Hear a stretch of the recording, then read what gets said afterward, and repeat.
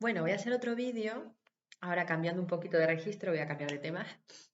En realidad voy a seguir el tema de ayer, porque yo ayer quería contar algo y me fui de tema totalmente porque empecé a hablar de algo que me tocó la fibra y como esto es algo muy reciente, este tema que hablé ayer es muy reciente, pues me tocó la fibra, no lo tengo todavía muy asumido porque me parece un poco fuerte todo por lo que tengo que pasar y entonces me tocó la fibra. Pero bueno, intentaré ser neutra y que no me influyan mis emociones. A ver si lo consigo.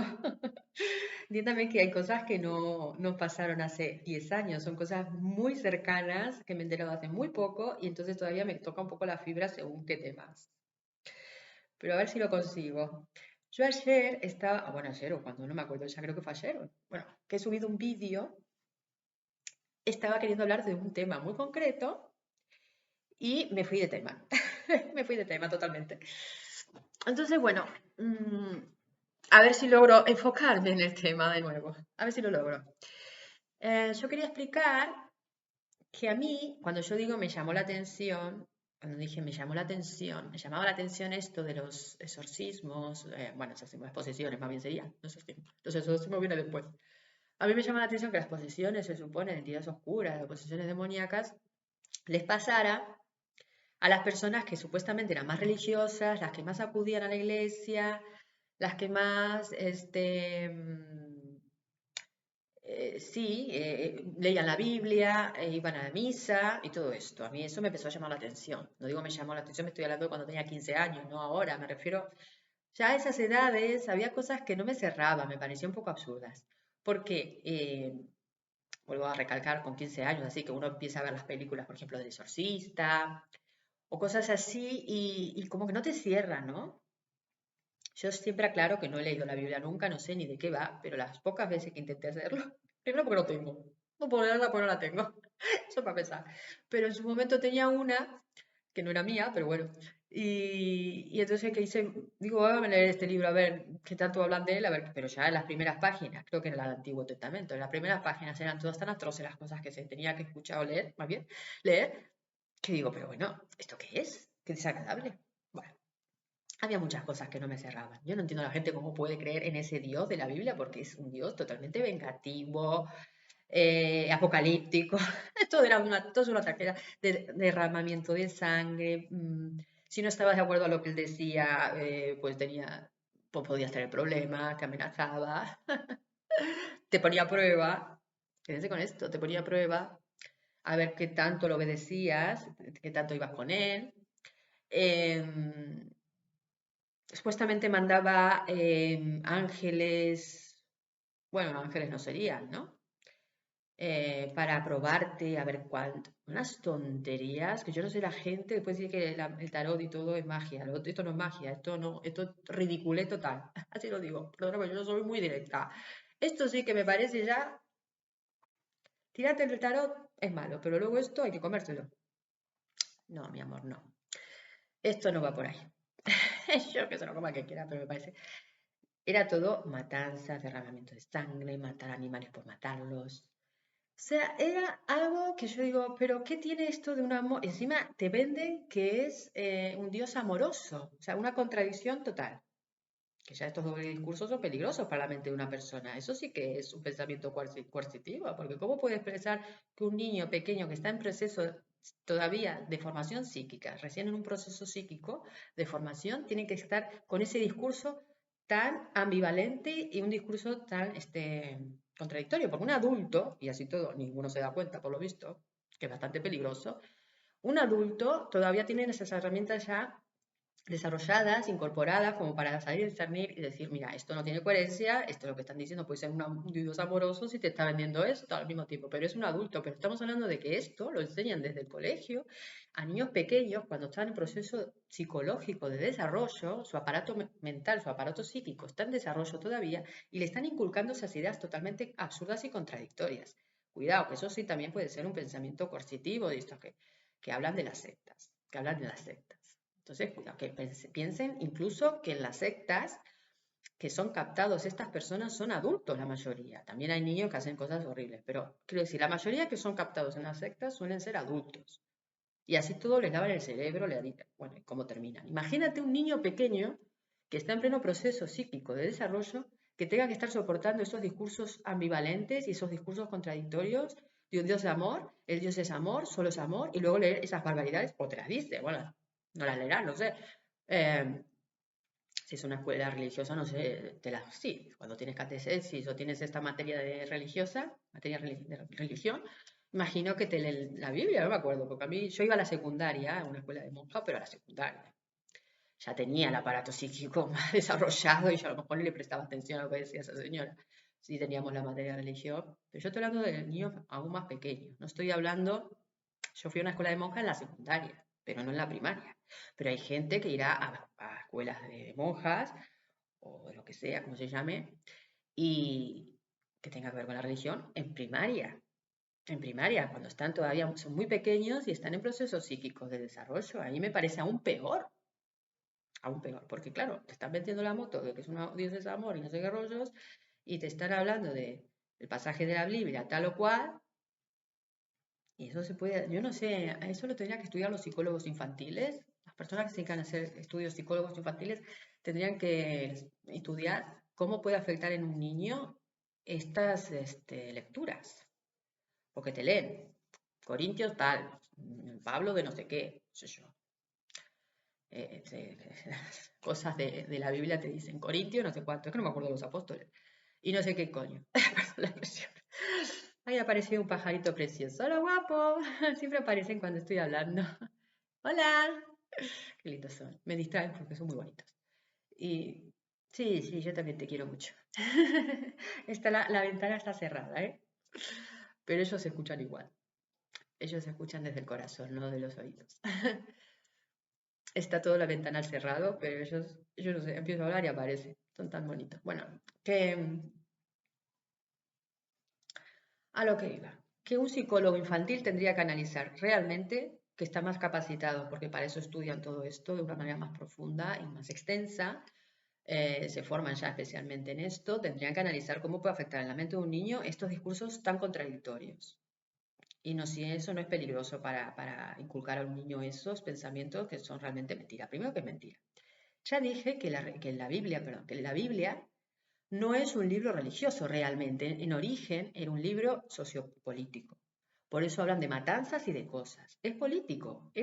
Hay que contextualizar en la época. Es un libro que se hizo después de guerras y cosas que pasaban en esa época. Y es un libro sociopolítico, social y político. Religioso no era. Ese verso de religioso lo introdujo, que seguro que se llamaba Pablo de Tarso. Pablo de Tarso, creo que es el tal San Pablo no me acuerdo, tampoco soy mucho esto, pero para que tengan una idea. Eso lo introdujo Pablo de Tarso, si no lo digo mal, que es el que empezó a decir que la Biblia es un libro religioso y que es palabra de Dios. ¿Entienden? El libro ese en origen no era palabra de Dios de nada, de nada. Era de un señor que era muy autoritario y como una baba que sí existía en esa época, que es el famoso Y, estos de los testigos de... Ese señor existió y tenía muy mala baba y ese es realmente el que está en la Biblia, que era un soldado y ya vuelvo a decir, la Biblia es un libro sociopolítico. Ni era Dios ni era nadie, era un sinvergüenza que se hacía pasar por Dios para que todos hicieran lo que él quería. Control y dominación, lo que es la institución religiosa. Control, poder y dominación. Y a la vista está de todas las barbaridades que se escuchan de ese lugar. ¿Por qué les sorprende tanto? No es, en realidad no tendría que sorprender tanto, es bastante coherente si seguimos la historia real del famoso libro de la Biblia. La Biblia no es un libro religioso y no se hablaba de Dios en ese libro, no había ningún Dios. Eso lo introdujeron posteriormente. ¿Para qué? Para dominar la humanidad a través de la institución de la Iglesia. Ese es el Antiguo Testamento. Luego apareció el Nuevo Testamento con la incorporación de Jesús. Eso es otro tema. Y encima lo estoy hablando ahora que es Pascua. Me encanta. Yo siempre muy ubicada en el tiempo. Sí, justo ahora es Pascua y se me da por hablar de esto. Bueno, el Nuevo Testamento es cuando introdujeron el rollo de Jesús. ¿Por qué digo rollo? Porque Jesucristo, o sea, Jesús, no Jesucristo. Jesús existió. Sí, claro que existió Jesús. También hay que contextualizar en la época. Existió. No voy a decir, no voy a entrar aquí quién era realmente Jesús, porque no quiero tampoco herir susceptibilidades. Que él tenía mala leche, o sea, que él tenía malas intenciones. Jesús no era un señor, no era un señor que tuviera malas intenciones. Tampoco es el señor que lo pintan como lo quisieron pintar en la iglesia, tampoco.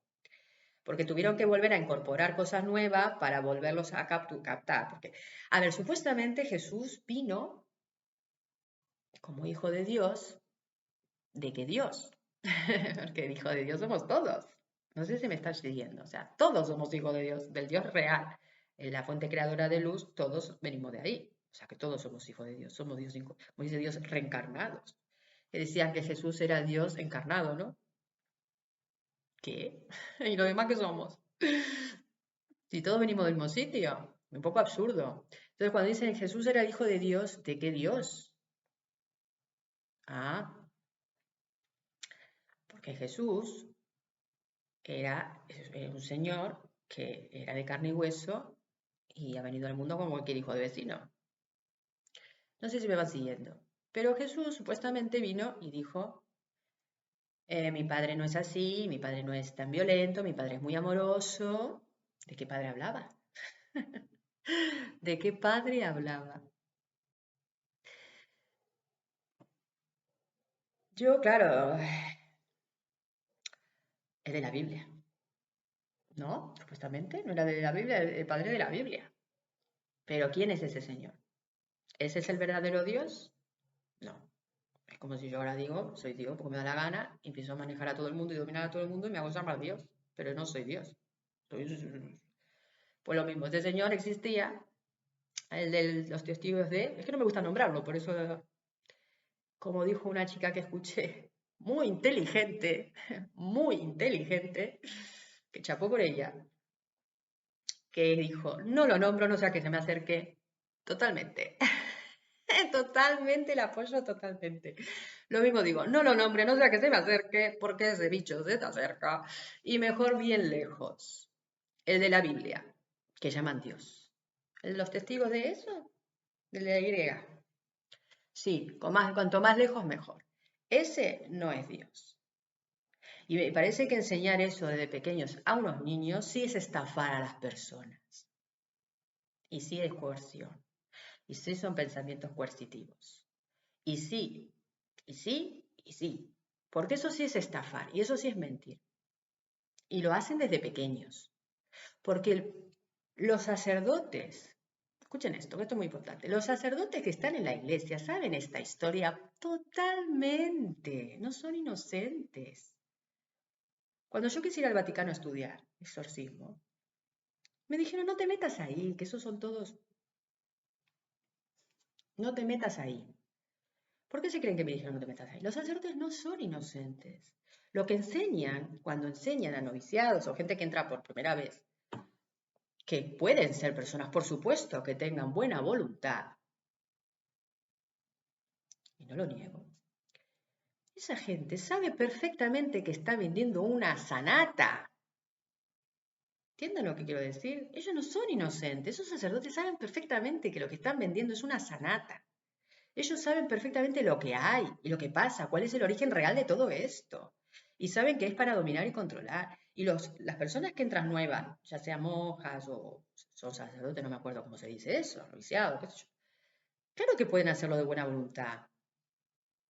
Ellos sí, me lo creo, pero los de arriba, no, no, no, no, no. No nos engañemos, no nos dejemos engañar más. Pues dicen, ¿por qué el Vaticano? ¿Por qué el Vaticano acepta esto o no denuncia? El Vaticano sabe perfectamente todo lo que hay. El Vaticano no está. El Vaticano es el creador de todo esto. Es. No es que está del lado de. No es que está del lado de. Es que lo permite. Es. Ellos son. No entienden. Ellos son. Esa institución es así, creada desde origen, con esa intención. Saben perfectamente lo que hay. No nos engañemos más. Por eso lo tapan. Si son ellos mismos, ¿cómo no lo van a tapar si ellos saben lo que está pasando? ¿Cómo no van a saber si lo hacen ellos mismos? Entonces, si vamos a hablar bien, hablemos bien de verdad. Todos, el Vaticano y el Papa, todos saben todo lo que pasa ahí dentro. Que se hace el bueno porque tiene que seguir captando personas. Ellos no son ningunos santos, ninguno. No son santos inocentes, santo me refiero, no son inocentes. Aunque estén leyendo la Biblia la gente, saben perfectamente que eso es un chamullo, que esa Biblia no es real. Y eso sí es estafar a las personas y a las buenas personas que van con buena fe, queriéndose acercar a Dios, a la parte espiritual, llámese espiritualidad, la parte menos mundana, la parte espiritual, que también la espiritualidad tiene que ver con lo mundano, por supuesto, pero quiero decir la parte que uno se cree en Dios, en algo superior, algo con amor, en el amor, en el amor. Y van de buena fe. Y vienen estos atorrantes, porque es así la palabra, atorrantes, te venden la moto, sabiendo muy bien lo que hay. Y luego pasa lo que pasa. ¿Por qué digo todo esto y por qué investigo esto? Porque me interesa mucho la parte de exorcismos, exorcismos reales. Estudiar, formarme, hacer exorcismos reales. Hay una frase que resume mucho todo esto y dicen, no te puedes curar, no te puedes curar en el mismo sitio donde te has enfermado. ¿No? No te puedes curar en el mismo sitio donde te has enfermado. Y yo creo que con esto está todo dicho. Entonces, ellos crean las cosas. ¿Cómo no las van a poder sacar si quieren? Porque son ellos mismos. Ellos lo crean para que luego lo saquen y ellos sean los salvadores. No sé si me están siguiendo. Estoy hablando ahora, si me estoy yendo. Se me está yendo la luz y me estoy quedando con una imagen rarísima. Me está yendo la luz del sol. Y no encendí la luz y tengo una imagen rarísima. Bueno, es que la tengo lejos. Bueno, a ver si no me queda otra. Es que no sé, como esta cámara es distinta, tengo miedo de encender la luz y se vea aún peor. Porque antes encendí la luz para probar y parecía un fantasma. Estaba pálida totalmente. Y digo, bueno, voy a quedar peor. No sé qué es peor. Casi mejor que no se me vea mucho. Lo importante es lo que digo. Con esta frase creo que resume mucho todo lo que estoy diciendo. No se puede uno sanar en el mismo sitio donde te han enfermado. ¿Por qué los exorcismos fallan? Los exorcismos tradicionales me refiero, los que hacen los sacerdotes, en la iglesia. He escuchado que hacen exorcismos en la propia iglesia.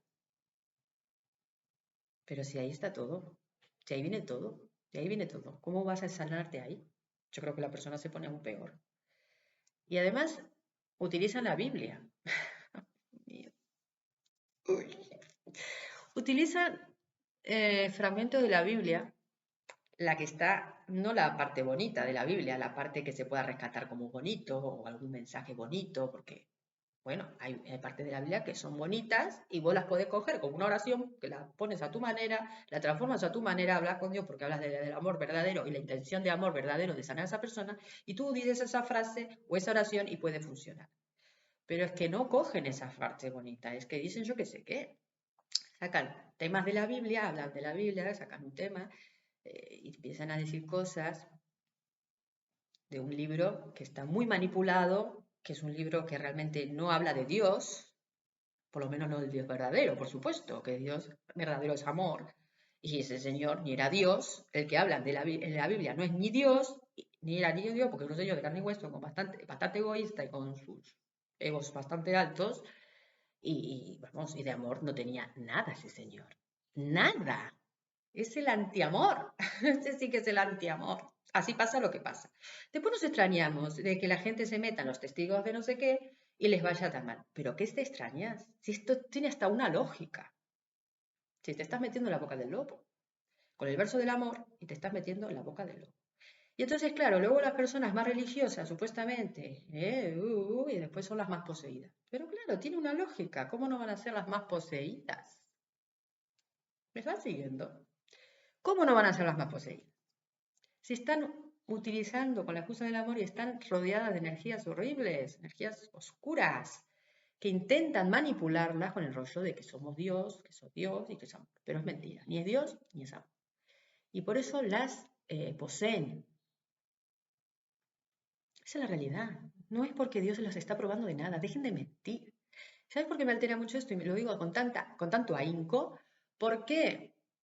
Porque he escuchado a este señor Fortea, que es un exorcista muy famoso, aquí en España, o no sé si es internacional también, que era un discípulo de Gabriel Amort, que es otro exorcista muy famoso, que ya falleció, Gabriel Amort ya falleció, no hace mucho, hace unos años. Y el Fortea tomó relevo, también es un discípulo de este hombre, aprendió con este señor, no sé qué aprendió, porque no dice más que, yo escuché una entrevista de este señor de Fortea, que es uno de los exorcistas supuestamente del Vaticano más importante. Y yo digo, este señor es el exorcista más importante del Vaticano. Este señor, en una entrevista que escuché hace pocos días, dijo que la gente la posee. Hablando de posesiones reales, él es exorcista real de supuestamente personas poseídas, porque él es psicólogo también y sabe discernir supuestamente enfermedades mentales de posesiones demoníacas. Este señor es el que escuché hace días diciendo en una entrevista que la gente que la poseen con entidades oscuras, bueno, él llama demonios, entidades oscuras, porque no sabe ni siquiera diferenciar una cosa de otra, pues fíjate lo que estudian,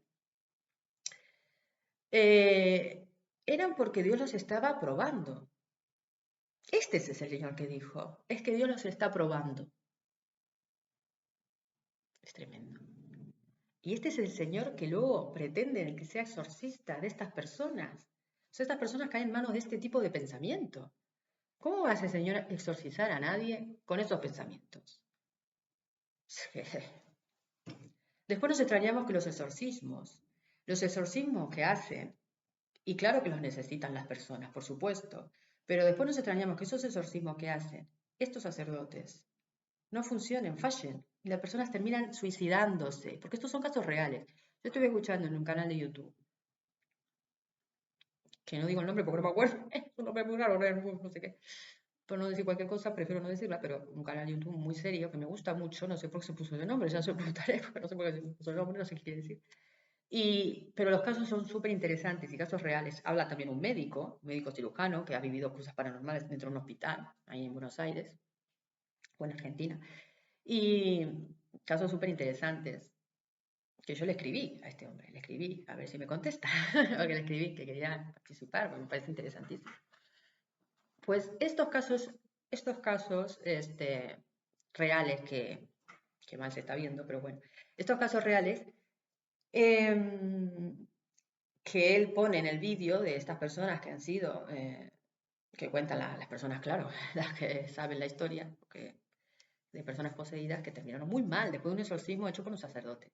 Terminaron muy mal, terminaron suicidándose. Pero no es de extrañar que esos exorcismos tampoco funcionen, porque no están bien hechos. No es que el exorcismo no funciona. Un buen exorcismo funciona, pero no están bien hechos. Pero si de base ya vamos con esas mentalidades, pensando así, pues mal vamos. Porque este señor es un sacerdote, yo no sé si tenía intención realmente de ayudar, seguramente que sí, pero si ya tiene, ese sacerdote creo que igual con la Biblia, si ya tiene una mala formación de base o la mala enseñanza de base, que no se quede la Biblia, se cree el rollo de la Biblia, ya entonces empezamos mal. ¿Qué vas a ser? ¿Un buen exorcista? No, si no estás entendiendo realmente nada. Si quieres ser un buen exorcista, estudien de verdad. Estudien de verdad quién es Dios de verdad y quién es el otro. Porque si no, no vas a poder ser un buen exorcista. Y estás engañando a las personas. Porque estas mismas personas luego también caen personas para confesarse y qué sé yo, y qué sé yo la sanata que les dice. Y le crean culpa, arrepentimiento, o bueno, arrepentimiento, culpa, miedos y todas estas cosas, porque le dan unas informaciones que no son correctas. Y eso tampoco es positivo, porque todas esas energías ya sabemos que alimentan entidades oscuras. Digo, las personas que ya vienen con una posesión, o vienen con una entidad que es obsesora, o vienen con una entidad que les está molestando, ya sea porque jugaron a la Ouija, ya sea por lo que sea, si le inculcan encima más miedos y más confusión y culpa, esas emociones no favorecen a que esa persona se libere de esas entidades. Entonces todo, no es solamente un exorcismo a nivel de rituales con oraciones específicas, sino también las cosas que se dicen. Es muy importante que una persona esté bien formada porque podés ayudar hacia realmente a la persona, porque si vos estás diciendo un montón de barbaridades, la persona se sale de ahí más asustada. Imagínate que yo voy a ser sacerdote y me dice, es que a ti te pasa porque Dios te está probando. ¿Eso me va a ayudar a mí eso? Ay, Dios mío, ¿probando de qué? Entonces, O sea, no, tío, no. Me parece una barbaridad, una barbaridad. Porque eso no es verdad.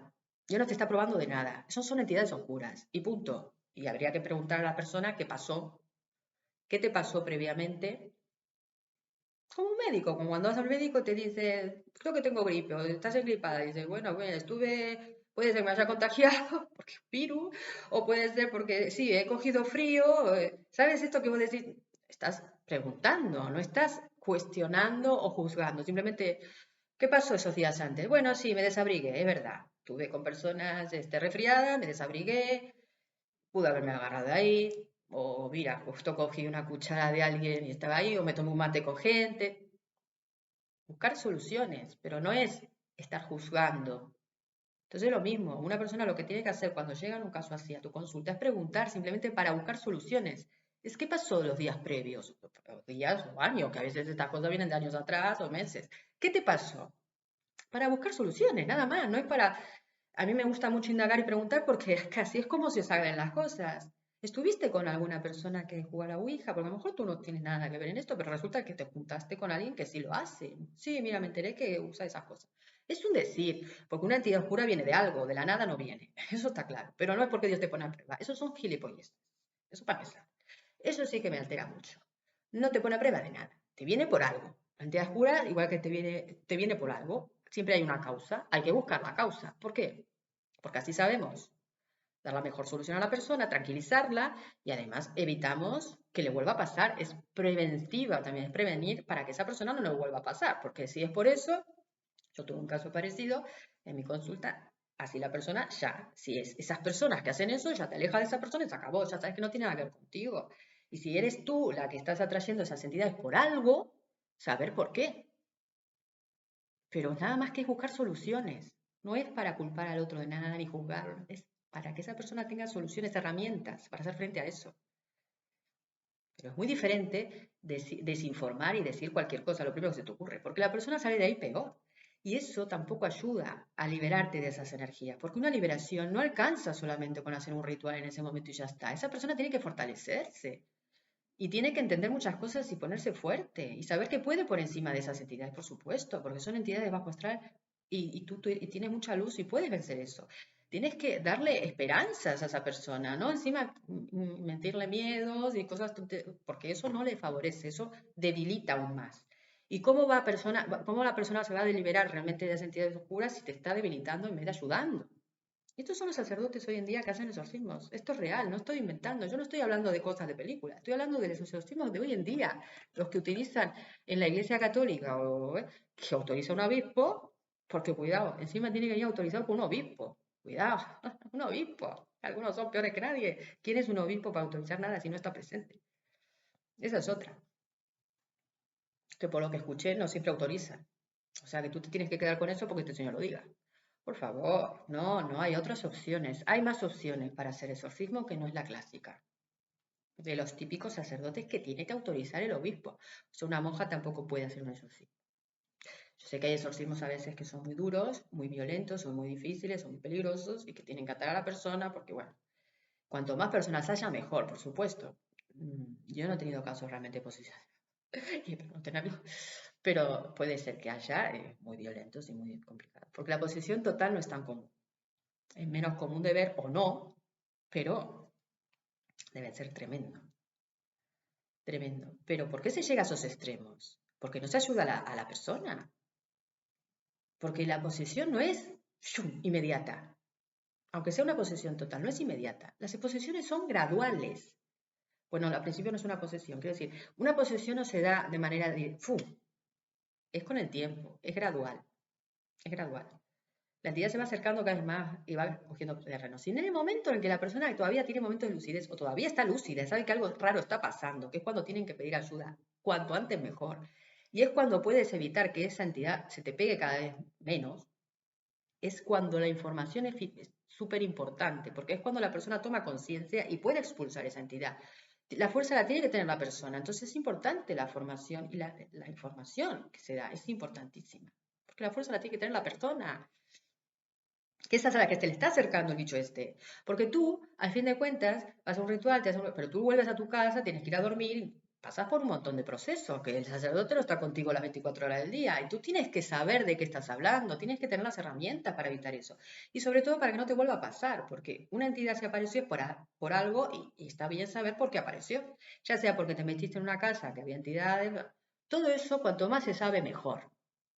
Y eso también ayuda a un brujo, muchas veces, o un vidente, como se quiera llamar, a través de cartas se sabe todo eso. Y está bien que se sepa, porque así es como ayuda realmente a la persona a saber todas estas cosas, porque así es como se protege luego. Porque no es lo mismo no saber nada que decir, mira, te viene por esto y esto. Esto está bueno saber de dónde te viene, por qué. Porque entonces ya dejas de tener otras ideas, porque si la persona no sabe, al final se está haciendo todo el tiempo la cabeza y es peor. Porque no sabes al final de dónde vino y te pones más paranoica. No paranoica, te sugestionas por todo. Más que paranoica sería te sugestionas. Puede haber sido por esto, por esto. Y eso no es positivo, porque la mente al final tampoco se relaja y te alteras, y eso no es positivo. Cuanto más alterado estás, es peor si quieres liberarte de estas entidades. Entonces, todo, se den cuenta cómo todo el conjunto tiene que ser importante, todo el conjunto es importante, no solamente una parte, todo el conjunto, no solamente el ritual ese que te hagan, o como te hagan el exorcismo, da igual. La información que te viene es muy importante, porque es lo que te va a dar la fuerza para que luego no te vuelva a pasar. Y ayudar a otras personas si les está pasando, o si sabes por qué es, porque si tú pudiste liberarte, las otras personas también. Imagínense que es un grupo de amigos que está haciendo la Ouija, o ha hecho la Ouija, quiero decir, y le pasa a ti y a más amigos tuyos. También puedes ayudar a esos amigos, sabiendo la información correcta. Si no, tú te quedas como te quedas y los otros también. Porque hay un caso real de este chico que digo, que habían sido un grupo de amigos que habían jugado a la Ouija y habían terminado todos casi fatal. Uno creo que murió, no me acuerdo muy bien, pero lo escuché hace poco. Pero no, vamos, que claro, no me extraña. Uno creo que había quedado encerrado en un psiquiátrico, el otro no sé si había tenido alguna enfermedad y se murió, y otro le habían aconsejado que fuera a la iglesia, tenía que hacerse una limpieza espiritual, que eso es cierto, se le puede llamar limpieza espiritual, ¿por qué no? Y entonces le habían aconsejado que se congregue a una iglesia. Entonces el hombre se salvó, uno de ellos, el que se salvó, porque se ve que le funcionó, no sé si se le habían hecho unos exorcismos también previamente, porque se congregó a la iglesia. Tin, tin, tin, tin, tin, tin, las alarmas. Esa era la solución, congregarse a una iglesia. O sea, yo no me puedo salvar de una entidad oscura si no me congrego a una iglesia. Mentira, porque le habían dicho eso. Que la solución era congregarse a una iglesia. Una cosa es una limpieza espiritual, que puedes encontrarla en una iglesia, claro. Bueno, se supone que hay exorcistas, perdón. Y otra cosa es que te tengas que congregar a una iglesia para poder estar bien. Mentira, eso tampoco es cierto. Yo no soy nada religiosa, no estoy congregada en ninguna iglesia y me he podido, me ayudé mucho, he ayudado a otras personas que tampoco utilicé esa técnica, ni la congregué a ninguna iglesia de nada, una persona libre, que solo he aplicado una técnica y punto, se acabó. Y por supuesto hablar con la chica para saber, para hablar con la persona para saber por qué le había pasado y para que entienda que esas cosas no se la Ouija no es un juego y que no vuelva a hacer eso, si es posible. Que haga lo que quiera, pero ya saben las consecuencias. Esa es la realidad. Y así es como se ayuda a una persona. Sin tantas, porque al final, curioso esto, ¿no? La solución es ir a una iglesia. No ir a una iglesia, porque a pedir ayuda espiritual, lógico, puedes ir a una iglesia. La solución es congregarte a una iglesia. Congregarte a una religión. No sé qué le dijo, algo así. Mira qué bien. Vaya solución. Qué curioso, ¿no? Al final. Yo digo que no te puedes sanar en el mismo sitio donde donde te has enfermado. Cuidado con estas cosas. ¿Eh? Es como decir, Dios te pone a prueba. No es Dios te pone a prueba. Vamos a decir las cosas como son. Ese tal Y, que no es Dios, te manda una entidad oscura para que tú estés muy mal y tengas que acudir a él haciéndose pasar por un Dios que no existe, o sea, por un Dios que no es, para que él te ayude y digas encima, ay, más pegada le estás. Y es el mismo. ¿Se entendió? Y es el mismo. Cuidado con estas cosas. Estas cosas la gente las tiene que saber. porque eso es justicia, eso es saber la verdad de cómo son realmente las cosas. La imagen es horrible, me estoy quedando sin luz, pero bueno, me pareció importante decir todo esto y lo que estoy diciendo es lo importante al final. Lo más importante es lo que estoy diciendo, no importa tanto la imagen, porque escuchar creo que se escucha súper bien, porque antes escuché el anterior vídeo y se escuchaba súper bien. Así que, porque hay personas que hacen audios y no, o sea, da igual, ustedes escuchen, intenten escuchar, no vean la imagen porque se te esté quedando a oscuras y no se ve bien, se ve pixelado, se ve bastante fea, pero lo importante es lo que estoy diciendo. No quería cortar por eso, da igual la imagen, quédense con lo que estoy diciendo. Por favor, busquen información, siempre intenten buscar información. Y si algo no les cierra, no les cierra por algo, no, o sea, no callen esa vocecita, préstenle atención, porque por algo se los están diciendo, por algo esa vocecita le está dando a entender que algo no es como parece. Y entonces busquen información, busquen la forma de ser libre realmente, tener la mente abierta y mente libre es buscar información, buscar y como bañarse de todo tipo de cosas, estudiarlas bien para poder discernir luego bien, porque no puedes discernir si solo te quedas de un lado y no ves el otro. Tampoco puedes hacer un buen discernimiento si te quedas con una idea muy prefijada o muy fijada sobre un tema y no ves el otro. No es positivo eso tampoco, porque así es como después te pueden engañar y eres más vulnerable, porque no puedes discernir bien si no ves todas las posibilidades que hay, porque hay muchas posibilidades. Entonces intenten escuchar de una manera abierta.